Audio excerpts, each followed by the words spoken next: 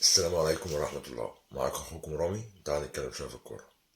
تعال نتكلم على ماتش الأهلي وبيراميدز امبارح. شفنا ماتش من أسوأ ماتشات الأهلي في التاريخ، في تاريخ الأهلي كله. لو تجي تعد الماتشات السيئة للأهلي هتعدي ده واحد منهم، ويمكن أولهم كمان. المدرب بتاع الأهلي تحس إن هو نسى اللعيبة الكورة. لما يبقى معاه لعيبة بالكواليتي ده، معاه لعيبة كلنا في بداية الموسم كان طموحنا معاهم إن إحنا مفيش فرقة تقف قدامنا، ونيجي كلنا مرة واحدة نفوجئ امبارح بالمستوى ده، اللي هو إحنا متأكدين منه إن هو ما عندوش كورة أصلا المدرب، لأن كان واضح من أول ماتش بالتعادل، وكان واضح من ماتش المحلة، وكان واضح امبارح. بس لما تيجي تفوجئ امبارح إن حرفيا تحس إن اللعيبة نسيت الكورة نفسها، يعني اللعيبة نفسها نسيت الكورة. مفيش باص صح، مفيش فكر في الملعب، في عشوائية، الدفاع رايح في داهية، الهجوم مفيش حد، ما عندكش هجمه طول الماتش، هي هجمه واحده بتاعت شريف. مفيش حاجه طول الماتش بتعمل، مفيش خطه، مفيش تكتيك، مفيش اي فكر للمدرب، مفيش حاجه تحس ان المدرب قايلها للعيبه. يعني طول ما بتفرج على الماتش امبارح حاسس ان اللعيبه كل واحد بيجتهد على قد ما يقدر، يعني كل واحد بيعمل اللي عليه، محدش هو عارف هو بيعمل ايه، واللعيبه كمان مستواها في النازل كلها، ولا حد عارف يعني حتى طاهر اللي نزل في الاخر، طاهر كورتين ورا بعض مش عارف يستلم الكوره. يعني ايه لعيب في الاهلي مش عارف يستلم الكوره؟ دي جديده عليا، يعني ايه لعيب مش عارف يستلم الكوره؟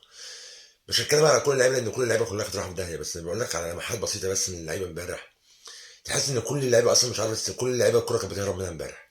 كل واحد بيجي يتحرك بالكوره بتهرب منه، يطلع بالكوره تهرب منه، كذا كوره اتقطعت ورا كانت بقى ممكن تبقى هجمه خطيره عليك لولا ستر ربنا. انت كنت ممكن تشيل كتير امبارح، ومش عشان بيراميدز كويس، هو بيراميدز انت اللي كنت مش موجود، ولا المدرب كان موجود، ولا اللعيبه كانت موجوده، ولا الجهاز الفني موجود، ولا في اي حد موجود امبارح، غير الجمهور اللي جت امبارح بس الماتش، جمهور الاهلي اللي حضر، غير كده ما حدش حضر تاني. وما اعتقدش ان احنا مستنيين اكتر من كده عشان نحكم على المدرب. يا جماعه بيبان، يعني اللاعب الكويس بيبان، والمدرب بيبان، بيبان له لمحه، بتبان له فكره، بتبان له اي حاجه تشفع له. اما المدرب ده مفيش اي حاجه ظاهره ليه. يعني انا افتكر كابتن سامح حفيظ كان بيتكلم مع ابراهيم فايق مره، فبيقول له يعني اللعيبه اغلبيه ماتشاتها الساعه 9 بالليل.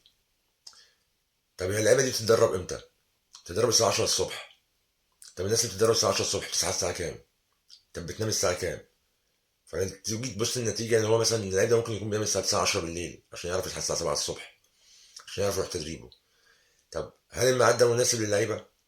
لا، اللعيبه مش مناسب. ليه؟ لان ده التوقيت اللي هم اصلا بيلعبوا فيه الماتشات، فالذهن اصلا ما بيبقاش في كامل ال 100% بتاعته، مش في 100% بتاعه.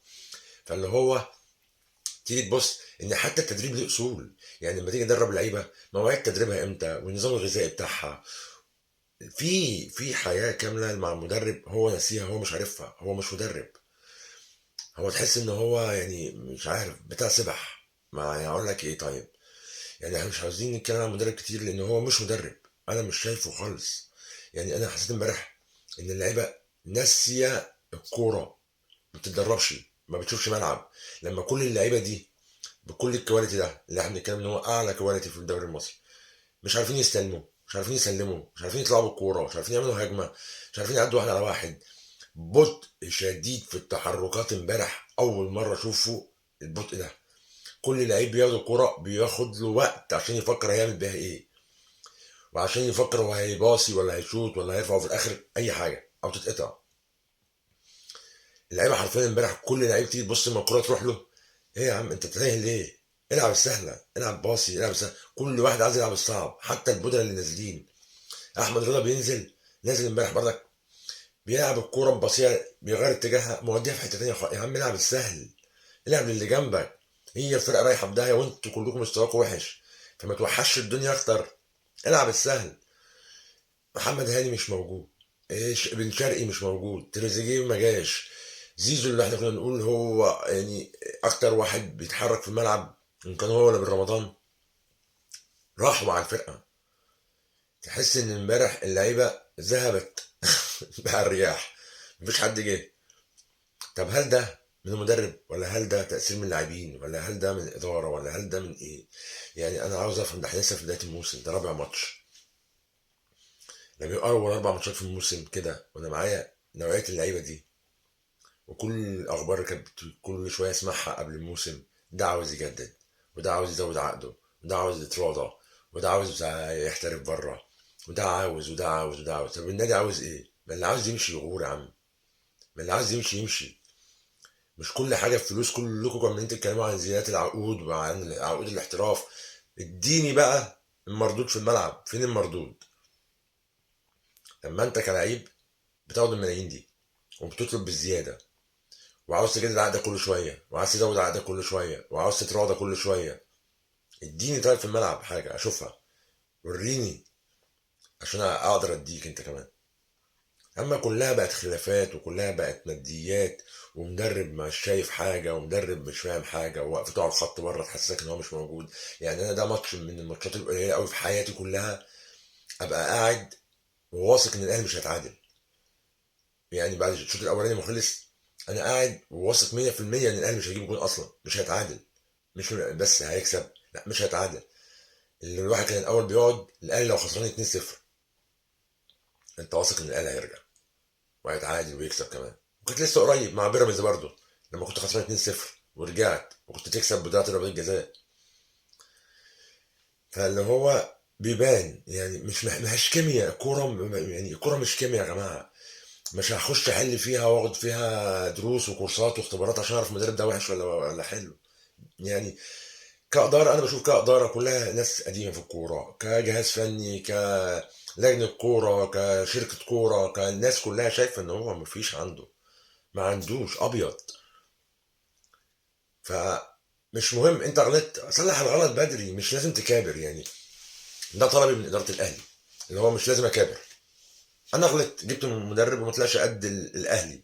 مش ده المدرب اللي يقدر يشيل النادي الأهلي، يدرب فريق النادي الأهلي اللي عاوز بطولات. احنا لسه ما خدناش أفريقيا. افريقيا هنا وهناك والدنيا هتحوس، وافريقيا مش هتعرف تعوض فيها. يعني انت لو خسرت ماتش ولا تعادلت ماتشين في افريقيا زي الدوري كده، انت طلعت من دوري المجموعات وروحت على طول. الدوري لسه طويل، ممكن نعوض ونرجع تاني ونكسب الدوري كمان. اما افريقيا مش هتلحق، ما فيهاش. فليه ما نلحقش نفسنا من دلوقتي؟ يعني ليه اداره الاهلي خلاص؟ لا، هو مدرب مش هو ده اللي على مستوى الاهلي، مش ده اللي يدير مجموعه النجوم ده، مش هو ده المدرب اللي ينفع نعتمد عليه. اختيارنا كان خطأ، نصححه. الكرة سهلة أوي، مش كيمياء. ولا أنت هتغير رئيس جمهورية، أنت هتغير مدرب نادي، مدرب الفريق عادي. والله جه وما كانش قد اللي احنا عاوزينه، وما كانش قد التيشيرت بتاع الأهلي وجمهور الأهلي وطموحات الأهلي. خلاص، تمام ومع السلامة يا عم. الدنيا أسهل من كده، أسهل من إن أنت تقول اديله فرصة. لسه عنده، بس لسه نصبر عليه شوية. لسه الدوري نصبر عليه ليه؟ هو الفرق الكبيرة في العالم كلها ما بتصبرش، مش الأهلي بس. يعني مفيش حد بيروح يجيب مدرب كبير ويصبر عليه، ولا مدرب صغير ويصبر عليه. الفرق الكبيره بتجيب مدرب جاهز ما بتصبرش عليه، بيجيب مدرب يبين على طول اللي هو عنده. بيبان له في التدريب وفي تكتيك، في الفكر، في حتى في اللعيبه، في وقفته على الخط، في كلامه مع اللعيبه. ده مش موجود نهائي يا جماعه. يعني ده مش، يعني ما تحسوش حتى هو واقف على الخط ان هو مدرب. تحس ان هو يعني الجمهور عنده حماس وروح عنه. يعني لو واحد من الجمهور واقف مكانه والله هيدي اللعيبه روح عنه.